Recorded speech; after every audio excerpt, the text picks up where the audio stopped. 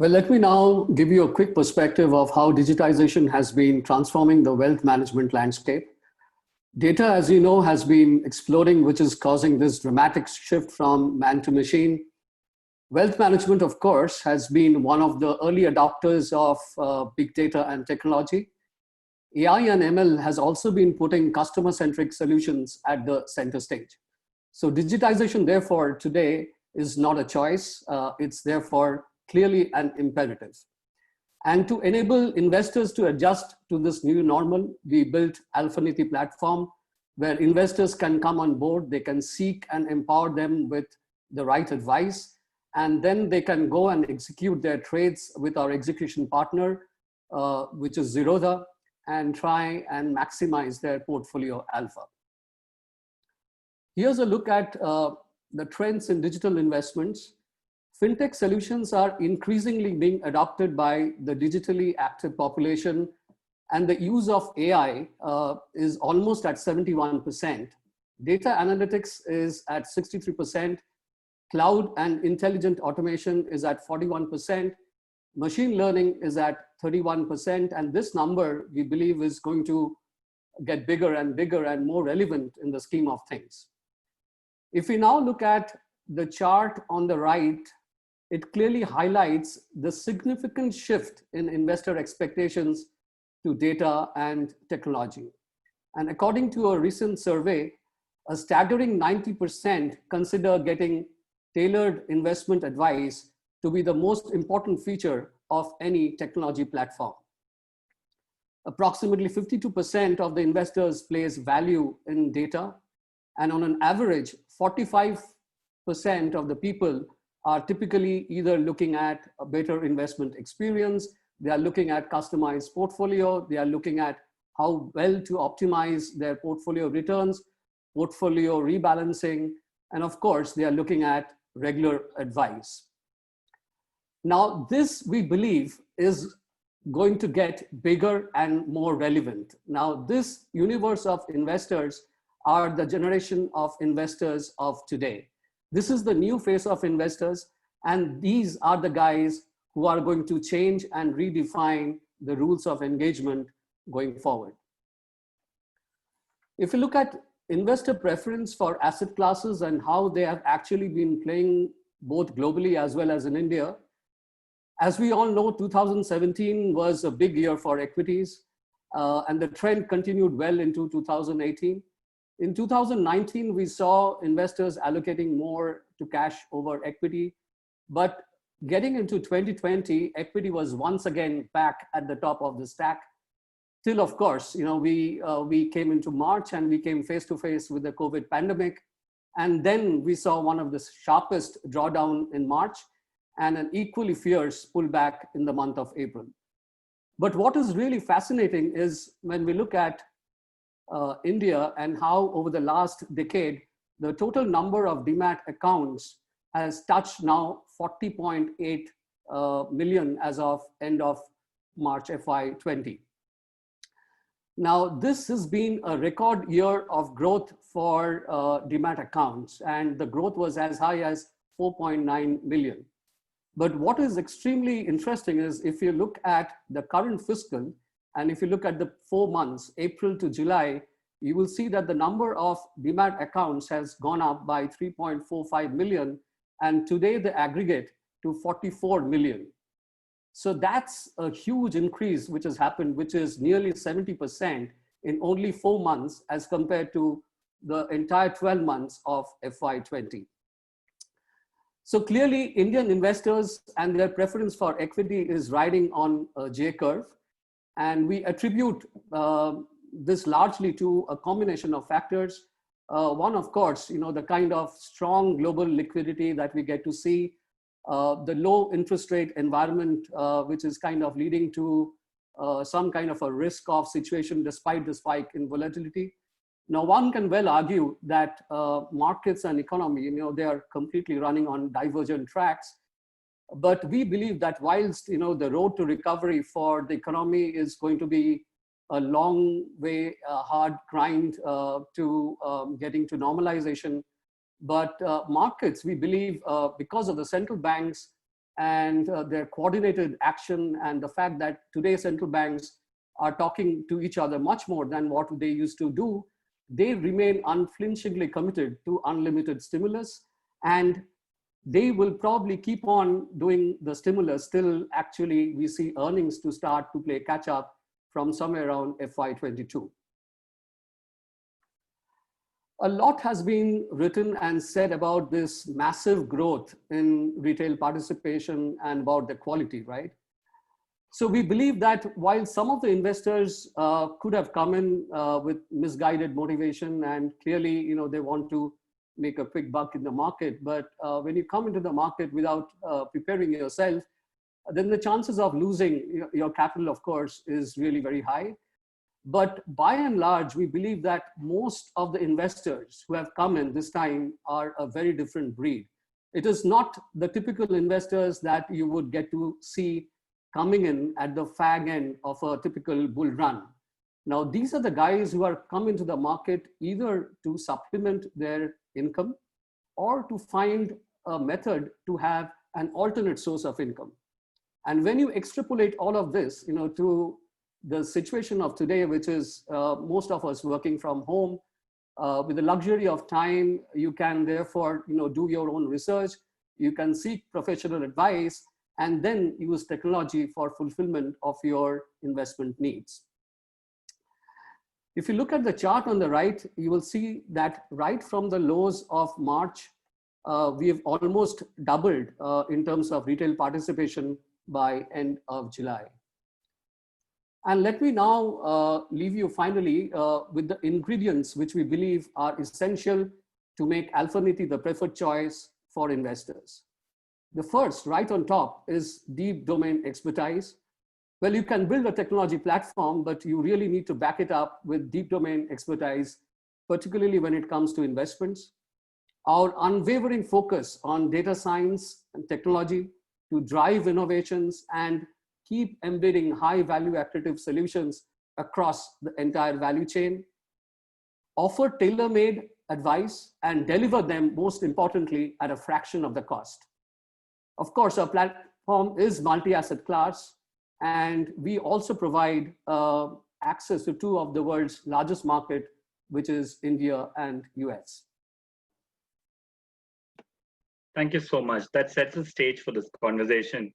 But you used the word data, I think, around 16 times during that. I have this habit of doing a tally mark when someone's speaking. Can you please explain how technology and big data are increasingly taking the center stage in investments? I know you touched upon it, but expand on how you can use big data to do it. Also, we have seen banking getting completely transformed with technology. Is this now happening in a real way in the investment space? Over to you. Sure. I think, yes, I did touch upon, the first part of your question, through the course of the presentation, but very quickly to summarize, some of the thoughts that have been clearly guiding us, to build Alphanity platform is clearly to extend cutting edge technology to investors. Because if you look at, some of the legacy problems which the industry has been faced up with, they typically revolve around, the lack of quality, the lack of transparency, the high cost, which is really embedded in some of the market products that you get to see, and also in the very high cost of transmission. So resultantly, what has happened in the past, if you see, and if you look at the evolution of fintech on the investment side in India, you will see that it all started with, back-end automation. But clearly, I think what was ignored and left untouched was what is central, to wealth management, which is all about creating quality advice, which is all about unbiased advice, which is all about achieving a high standard of consistency when you are delivering the advice. All of these, then adds up in trying to extend, the offerings, democratize the offerings. And if you look at the demographic pyramid of India, wealth management has been always the prerogative of the top 2-3%. Now, the whole idea is, to leverage on technology, leverage on big data, and try to extend this right across the length and breadth of the pyramid. So that's about the data part of it. Moving on to your the second part of your question on banking. Well, banking so far has been clearly the best example of how technology has completely transformed the industry, right? So the traditional brick and mortar model has been largely replaced by online banking. So today, banking is entirely on your smartphone, right? You really don't have to visit the bank. The conventional methods of payment through checks or drafts, etc., have been totally replaced by the digital payment gateways, online transfers. Even if you are picking up a phone and trying to speak to a bank, most likely you will encounter a bot at the other end. So that's the kind of transformation which has happened in the banking industry. In investments, of course, we see a similar and even more powerful transformation to happen as technology, data analytics, AI, and ML, they keep driving product innovation. As I said, given the lack of consistency in quality, which currently exists, the portfolio creation and how do you automate the entire portfolio creation, and how do you actually link it up to individuals' risk profile, their needs, their asset allocation. This is where we see technology coming in. So one is in the product itself, and second is how do you deliver high quality advice at a fraction of the cost, right?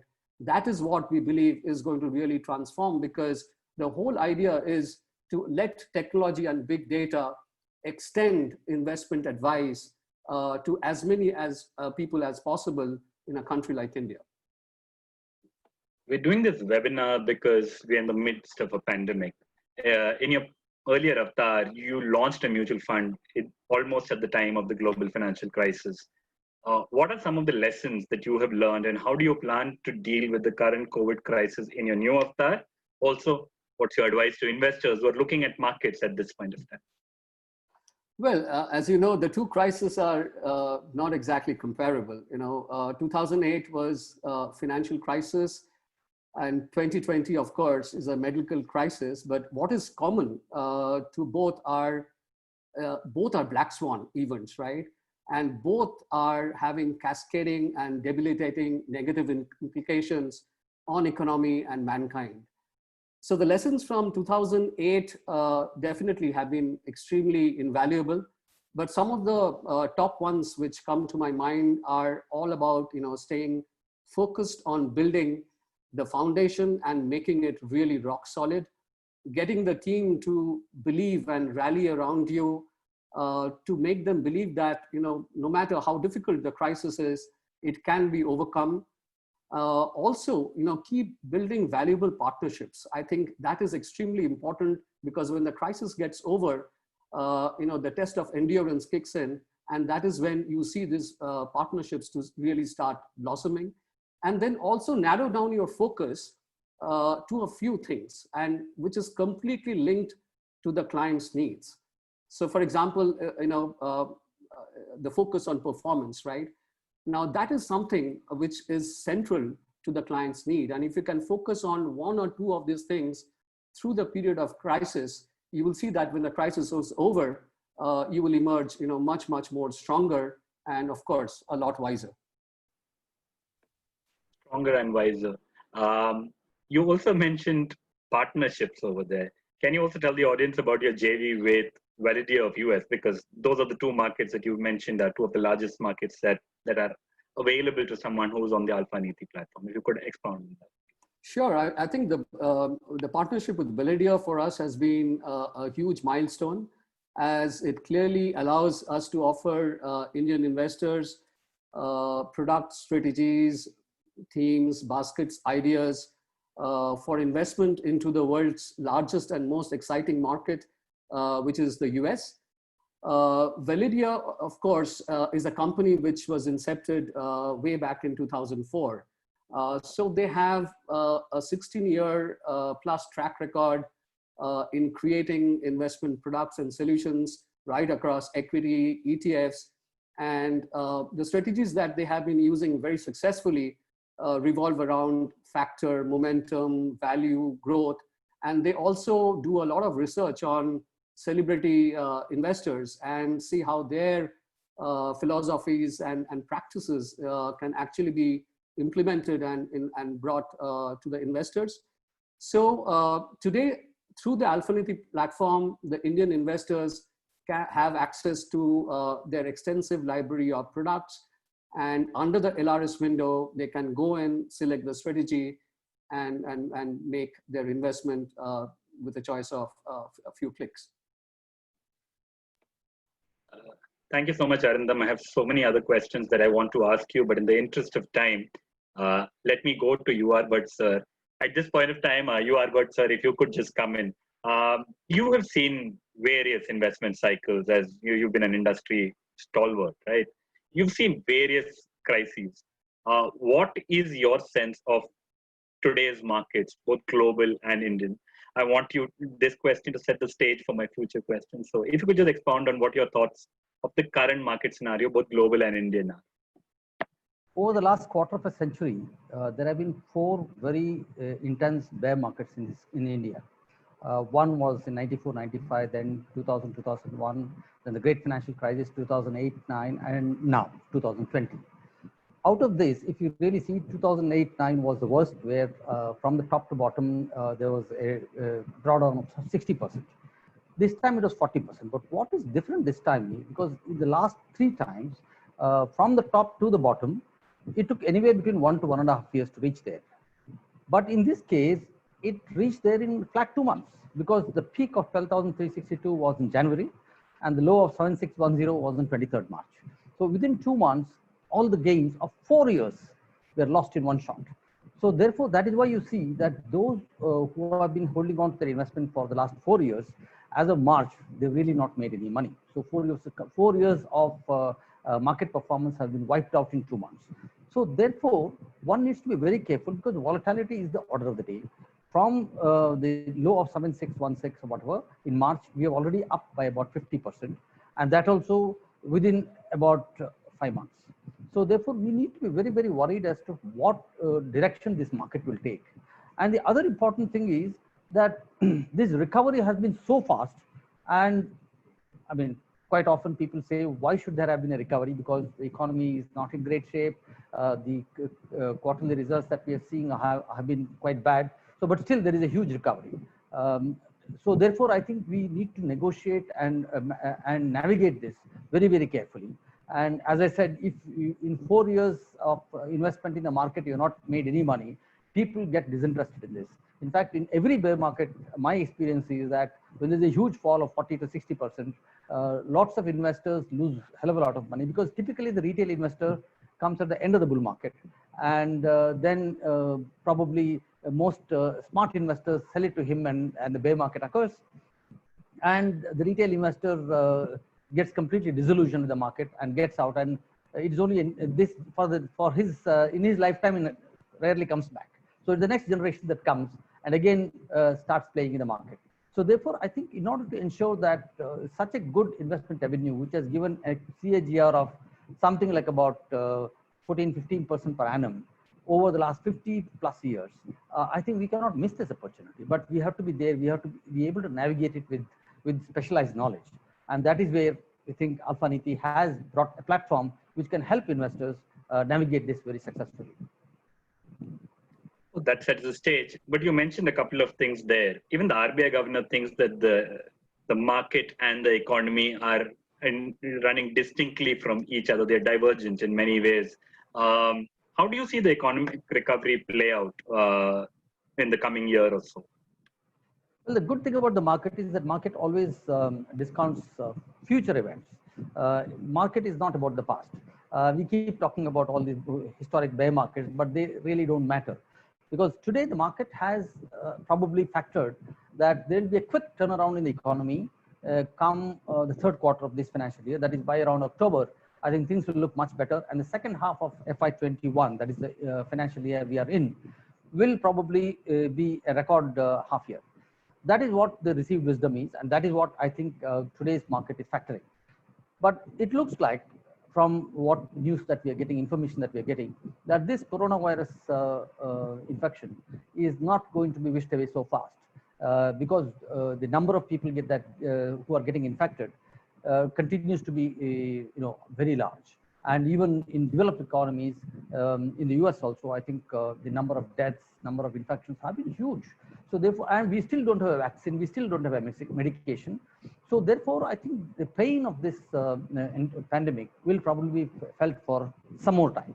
So therefore, we need to be very careful that while the market is factoring in the best outcome, that may not really play out. So therefore, we have to be very careful how we deploy our resources. And that's where Alpha Niti comes in. So therefore, it is quite likely that things might not turn out the way the market believes it will. So if this gets extended, if the turnaround is probably postponed by another 3 or 4 quarters, and there is a huge uncertainty about the US elections in November, and if Donald Trump has to have any chance of winning, it is very likely that he will get very aggressive with countries like Iran and his favorite China. So therefore, I mean, there are so many uncertainties here that it is not worthwhile taking a bet that market will be a one-way street going up, and it will probably hit the all-time highs very soon. I don't think that is the sort of basis on which we should start investing. We should, and the other important thing is, when I said that for the last four years gains have been lost, it is the index that has not given us any gains. But if you really see particular sectors and particular themes, they have done very well. And as Akshay will show later on, that if you have invested in the right stocks, in the right themes, you have still made money. So that is where I think expertise has a role to play. And that is where we think we are offering a platform and a product which can help you achieve that. I ask you for a quick answer. Considering the demand and growth scenario that you envisage, which are the sectors you're bullish on? Well, I think the way to look at it is that India has been, even the world has been through various crises. And this is not the first time we've seen a crisis. India itself, in fact, if you remember, at the turn of the millennium in 98, we exploded the nuclear bomb, and after that there were sanctions, US sanctions, and we still survived and we grew. So we have seen tsunamis, we have seen earthquakes, we have seen sanctions, we have seen wars, but still the market has survived and given you a return. So therefore, as long as economic activity continues, which is certainly the base case, I think you will continue to make returns. So it is not as if you just have to say that, okay, now the pandemic is there, everything is lost. This too shall pass, as they say, and there will be life beyond this. So therefore, we have to prepare ourselves for that. And how do we do that? So we have to really apply our thinking, wear our thinking cap, and see what are the sectors that are likely to be sufferers out of this. Because as after the pandemic, you have seen that there is the social distancing. We have to go out with masks, and even those who are compelled to go out, quite a lot of them have succumbed to this infection. So therefore, I think there is a huge sort of fear in the minds of people to assemble and get together without social distancing. So once you open up, what are the activities they're unlikely to do? I think the most important thing that they're unlikely to do is get close to each other and get bunched up. Like say what happens when you go to a mall, when you go to the cinema, when you go to a restaurant, when you travel by air, when you go on a holiday. So I think all these sectors are hospitality, or going to a hotel. So I think all these things will probably take some more time for revival than the rest, because people's subconscious has been hit with this, that the more you keep distance from the other, as we always say, you have to keep distance. So people's orientation will be to keep distance. So whatever economic activity that requires people to get close to each other, that is unlikely to prosper for quite some time to come. So therefore, these are the sort of sectors that you have to avoid. But at the same time, people will have to continue to eat and continue to get goods that are required for daily life. So therefore, and even when they have to travel to work or whatever, they will probably prefer personalized transport than public transport, because in public transport you tend to get bunched up. So therefore, personal transport would be probably one area where there could be some revival, because more people who can afford will buy personalized transport and travel to their workplace. Even otherwise, the goods that need to be transported, that will continue. So therefore, even commercial vehicles will continue to give a good account of themselves, because that is another sector. So therefore, motor vehicles, that is basically transportation, motor vehicles, automobiles, I think these are sectors that will probably be some of the first to revive. Then, as you have seen, because of this pandemic, most meetings now happen through webinar.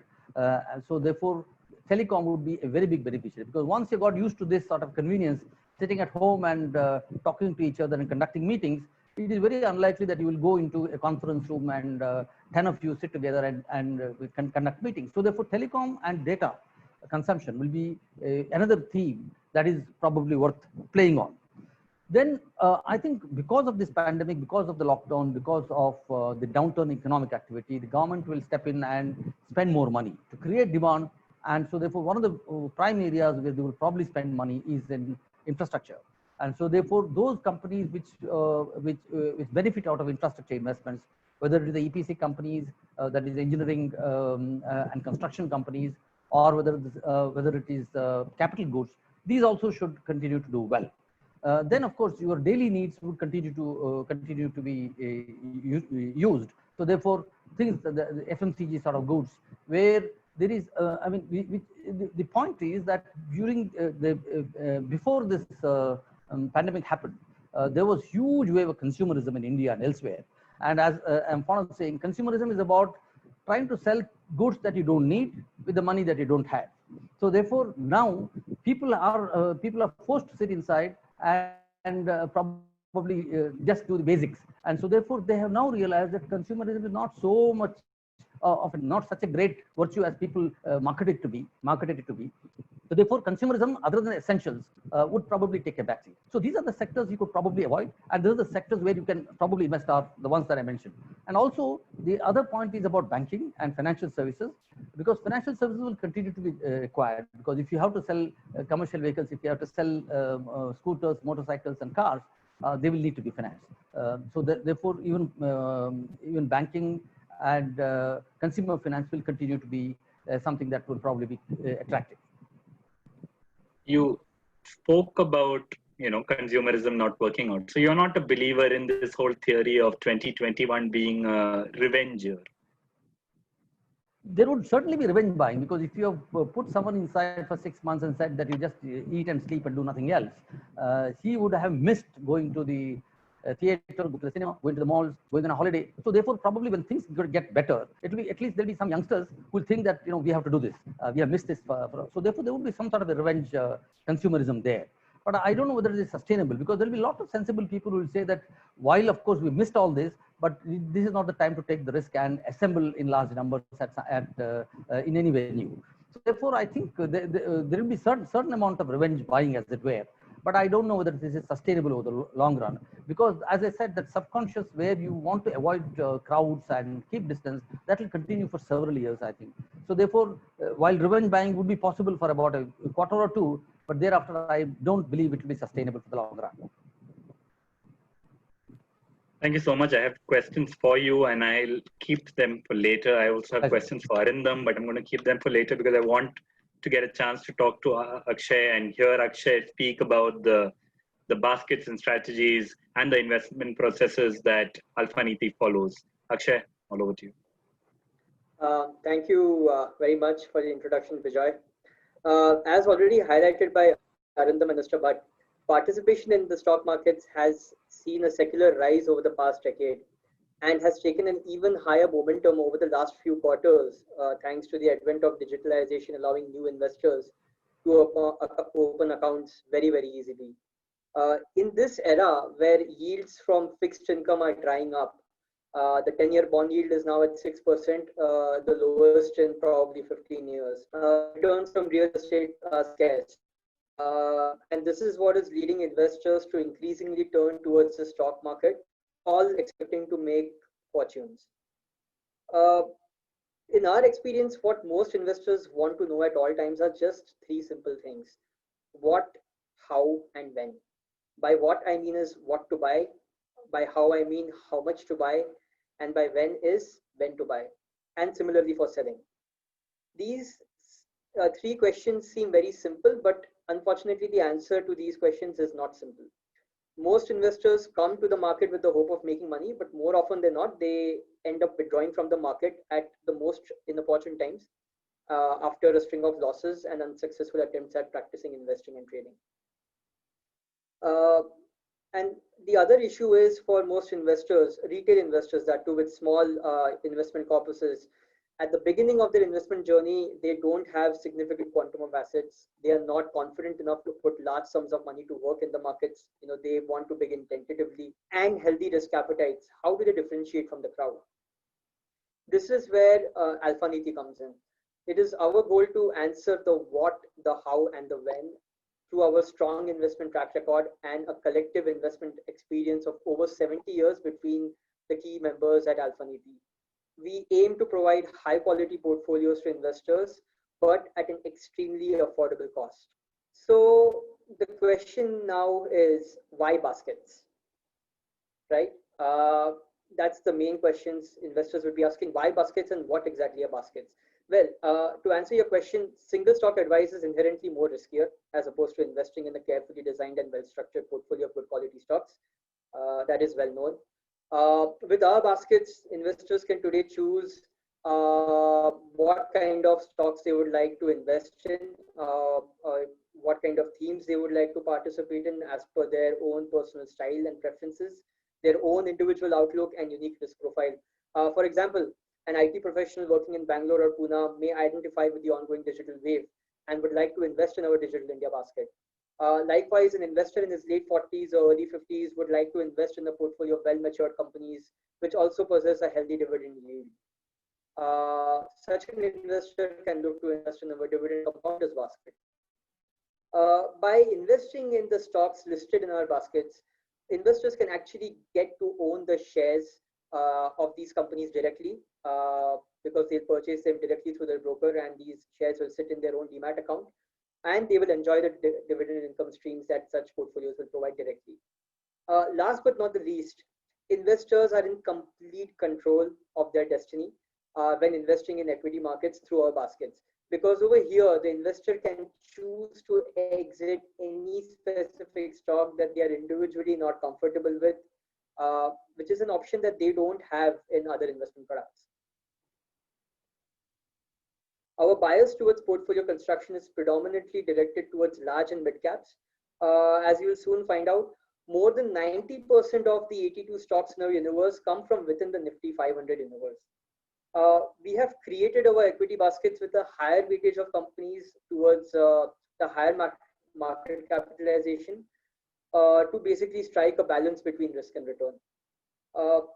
Our 10 stock portfolios have allocations to individual companies between 5 to 15%. As such, we do not subscribe to having equal weight portfolios, which are very popularly pushed in the market by other advisors. As in our opinion, such portfolios do not completely address company as well as market level risks. We have been very, very conscious in our approach towards selecting these 82 stocks for our baskets. The average debt to equity across all our companies does not cross on an average 0.4x. We have also ensured that the return ratios across all our companies and baskets is a healthy 15 to 20%, which is well above the average cost of capital. And as we all know as investors, any company which is able to generate a return which is over and above the average cost of capital in the industry has gone on to create substantial wealth for shareholders. And that is what we have imbibed in our portfolios as well. While creating these portfolios, we have also been very careful to ensure that these portfolios enjoy a high degree of liquidity so that investors who are executing these portfolios via Zerodha do not face any execution issues for the lack of liquidity in any particular counter. Lastly, we have also designed these baskets so that they remain within investable reach of most retail investors. Our average minimum ticket size is well below 50,000 rupees. Okay, so I'm going to now take you through the Alphaniti website. Yeah. We have 4 unique products, US equities, India equities, and India equity thematic baskets. If I take you through the thematic baskets, we currently have 9 thematic baskets, as you can see over here. You can click on any one particular basket, which will take you through the entire basket in greater detail. Thanks, Akshay. That helps.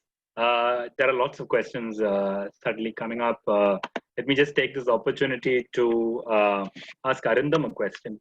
What is your advice to new and first-time investors? Because you know, Bhatt sir spoke about how, catching the tail, there is always the risk of people catching the tail. You also briefly mentioned it. Related question that has come from the audience. Let me just read it out. There has been a great influx of small investors since the onset of the pandemic, according to what I read, but more importantly, what we observe around our friends and family. So he's talking from anecdotal evidence. Can this bearish scenario actually boost the market in long run if bulk of small investors stick to the investing habit? I think it's a very good question. I think, as we spoke earlier, there is this huge influx and massive participation by a new breed of investors, right, in the market. I think one of the limitations which has kind of been all pervasive in the investment industry has been people have been very, very transactional in their approach. So you have a certain surplus, you would like to come and invest based on certain tips, or you would probably look up some site and try to get make a sense of it, and then go and directly invest without really doing a proper assessment of risk. I think risk management, we must understand, is the most important aspect of investment, and therefore the first step that one needs to do is to do a complete assessment of one's own risk. If you're not sure, you can always take the help of an investment advisor and get guided on what exactly is your risk profile based on various inputs. And risk profiling and risk management is also now come of age. It's not that earlier 10 or 15-page document that you have to fill up with a whole lot of boring questions. Today the questions are a lot more probing, they're a lot more intuitive, a lot more smart, and they kind of do a almost 360-degree profiling of your risk parameters and then decide your profile. I think that is the first big step. Second is, I think they clearly need to find a purpose for their investment. Now, that is how we can move away from this entire transactional approach, right? So you need to define the goal for your investment, whether it is for short-term needs, medium-term, or long-term needs. We must remember that different asset classes, they are linked to different time horizon for one to really optimize their risk and return. So typically, if these investors have actually come in and they have invested into equities, we would really hope that they have actually taken advice to choose quality investment, quality stocks. Also look at the attractive valuation, as I said, do their own risk assessment, look at asset allocation, and then kind of stay invested for a long period of time. So typically for equities, it would be above 3 years or so. If you're investing in fixed income, it can be from 1 to 3 years, and so on and so forth. So that is how you need to kind of bring in the most important aspect of time horizon to your investment as well. And then I think once the investment gets over, the journey is not over, right? So you have to really be monitoring the performance. I think that is critical. You have to see whether there is any drift in your asset allocation and your portfolio needs any rebalancing and all. So I think you need to therefore work through with an investment advisor, seek his advice to be able to optimize your risk return and derive the maximum alpha from your portfolio. I have a bunch of questions lined up, but I want to speak to UR Bhatt sir about some questions that had come up offline when I mentioned to people that I'm moderating a session with him on it. Going back to US markets, how significant do you think will be the outcome of the November US elections? And the Malayali in me can't resist this question. Sir, what about the gold against the US dollar? How will this play out? Well, whether it was 2008-9, the great financial meltdown, or 2020, the set sort of solution for any confusion seems to be that you print money. That is quantitative easing, as they call. So trillions of dollars of money have been printed and pumped into the economy. by way of buying bonds in the US, and in almost every country it has been done. So therefore, there is so much more money that has been printed. And as a result, in a manner of speaking, you have debased your currency. The value of the currency has come down because there is so much more going around. So as a result, what really happens is, and therefore, because so much money is there, the interest rates come down. So in most developed markets, you will find interest rates less than 1% and probably very close to 0%. In some cases, it is even negative. So this is the negative interest rate phenomenon is something that the world is seeing for the first time over the last few years. So therefore, when you're not earning any money by investing in fixed income securities or bank deposits, people want to earn something because finally they have to retire. So they have to earn some return on their investment. So therefore, they tend to go to other asset classes, which is equities. That is where we come in. So where you have to have proper advice, only then you can make money in equities. Otherwise, most of the retail investors end up losing money. So those who don't understand equities, those who don't understand markets, they end up investing in gold, because that is something that you can touch and feel, and it has value. For generations, people have held on to gold. As you said, in particular parts of our country, revel in it. And so, in fact, I always keep saying that if you go to Kerala, if you drive down Kerala, the only two types of hoardings that you see is one is jewelry, another is saris. So, this is what they do. So, therefore, a lot of people invest in gold. And it is self-perpetuating, because if more and more people invest in gold, the gold prices go up. So, it is at historic highs now. Until we withdraw from this quantitative easing, until we go back to normalcy, where the central bank prints only as much money as is required by the economy, not in buying every bond in sight, I think gold prices will continue to do very well. And interest rates have to start climbing up. Only then you will find people getting attracted back into fixed income securities. And probably at that time, you will see that even the dollar also will get strengthened. Because as of now, dollar is probably at, the dollar index is very weak. Now, the other point that you said is about the uncertainties on the dollar. One of the biggest uncertainties on the dollar is the November elections, because US is the biggest market there is, and they are the biggest investors in the world. So therefore, all the money that comes into developed markets, developing markets, most of it, a substantial portion of it comes from the US. So therefore, what are the policies that US adopts is very, very important. So therefore, now if you see in the run-up to the November elections, you don't know what is going to happen. As I earlier alluded to, there could be skirmishes here and there, and so therefore, whenever there is a lot of confusion, there is a lot of uncertainty, and there is there's a flight to safety, and so that flight to safety typically, because US dollar is the reserve currency of almost every country, so therefore the money goes back to the US dollar despite the interest rates being low. So therefore, there is a chance that if there is some sort of a uncertainty on account of the aggressiveness displayed by the US, there could be the dollar could strengthen.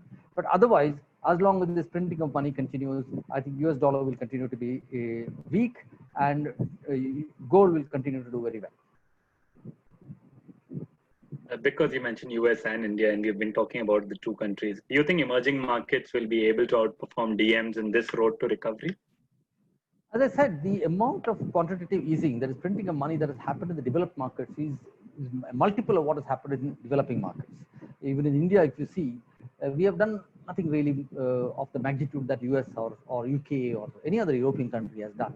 So therefore, because there is so much money going around which has been printed and which every bond in sight is being bought, so as a result, this money has been coming into the equity markets.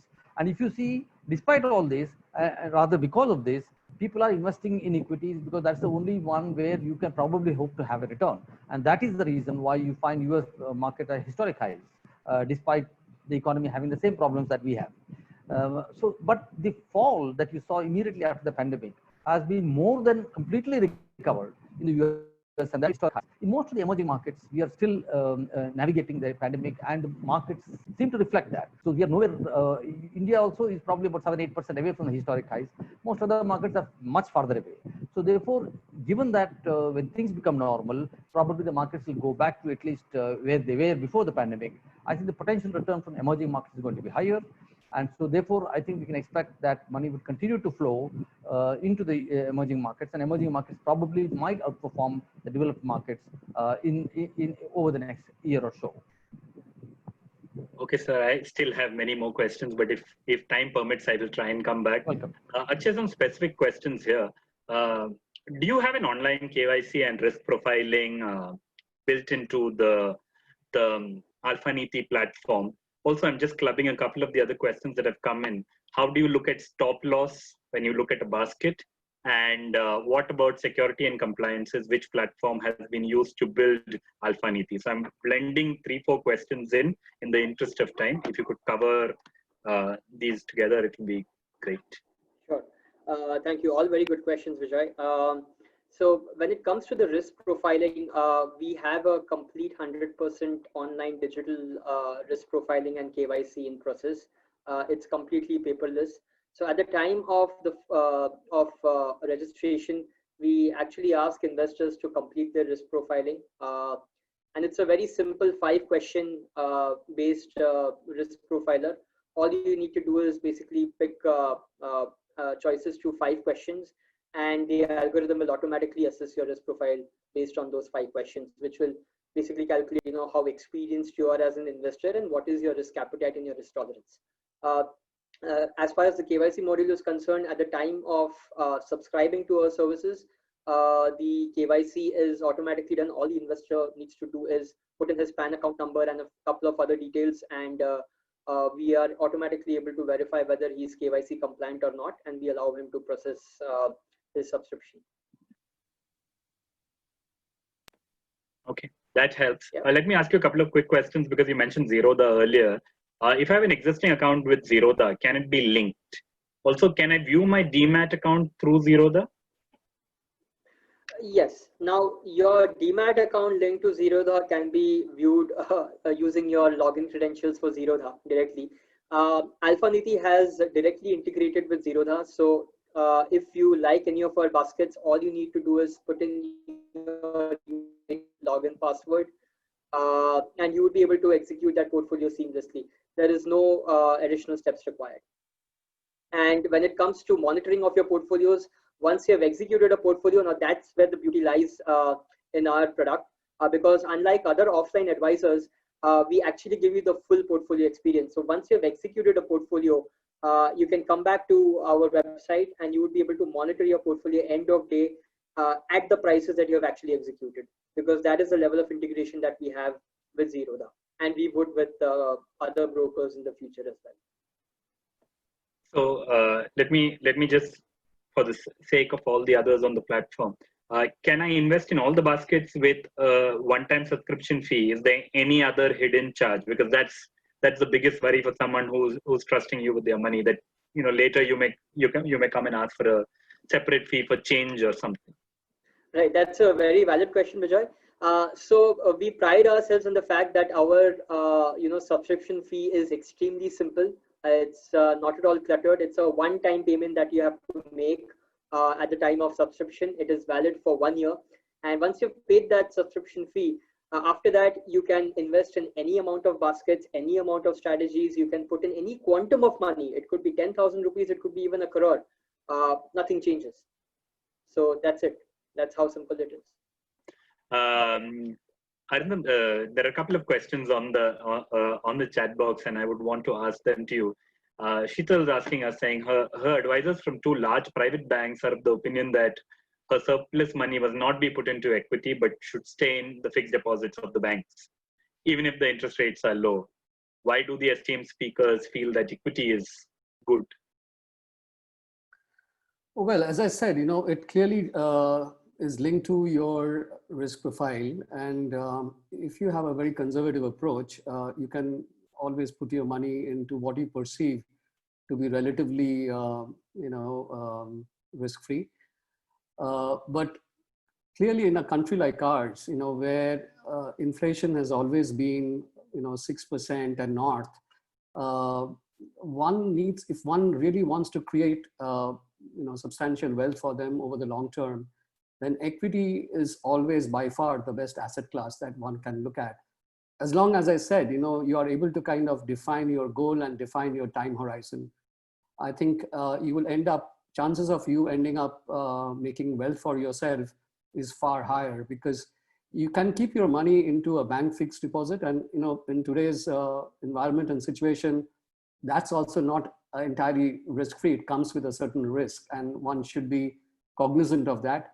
But very simply put, I think you need to decide, and as I said, do a proper risk assessment, and based on that, choose the asset category which is going to give you and maximize your return linked to the time period that you would like to put the money to work.